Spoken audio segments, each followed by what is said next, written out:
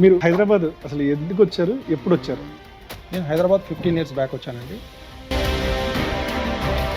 సాఫ్ట్వేర్లో చాలామంది లక్షలు సంపాదిస్తున్నారు, అయినా సరే అది పక్కన పెట్టి రియల్ ఎస్టేట్ని ఎందుకు ఎంచుకున్నారు? సో ఇప్పుడు మీరు మాట్లాడినప్పుడు సినీ ప్రముఖుల గురించి చెప్పారు. నాకు ఒక లాస్ట్ ఫ్యూ ఇయర్స్ నుంచి నాకున్న ఒక డౌట్ ఏంటంటే, చాలామంది రీసెంట్గా సినీ ప్రముఖులు ఒక్కొక్క ఎకరం అరుగు కూడా కొన్ని కోట్లు పెరిగిపోయింది.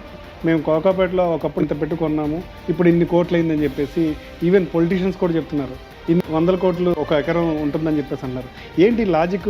వాళ్ళు కొనక ముందే వాళ్ళు ఎలా గెస్ చేశారు ఆ ఏరియాని? ఇది ఫ్యూచర్లో ఇంత బాగా డెవలప్ అవుతుందని వాళ్ళు ఎలా గెస్ చేయగలిగారు? అసలు నిజంగా గెస్ చేశారా, లేకపోతే కొన్నాక డెవలప్ అయ్యాక ఇప్పుడు వాళ్ళు ఆ ట్రెండ్ క్రియేట్ చేస్తున్నారా?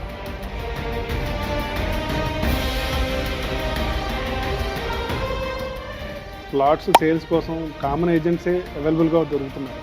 నిజంగా చెప్పండి, అసలు మీ కంపెనీ చైర్మన్ సిఎండి లెవెల్లో ఉన్నవాళ్ళు నిజంగా కామన్ మ్యాన్కి అక్కర్లా మీకు రెస్పాండ్ అవుతారా? కాల్ చేయమంటారా మా చైర్మన్? లైవ్ పాడ్కాస్ట్ నడుస్తుంది. Speaking to someone else. You can wait or call again later. మీరు కాల్ చేస్తున్న వ్యక్తి మేబీ సారు ఇన్వెస్టర్స్తో మాట్లాడుతూ ఉంటారు, కొంచెం బిజీ ఉంటుంది. మళ్ళీ ఇంకొకసారి ట్రై చేద్దాం. ట్రై చేయండి ఒకసారి.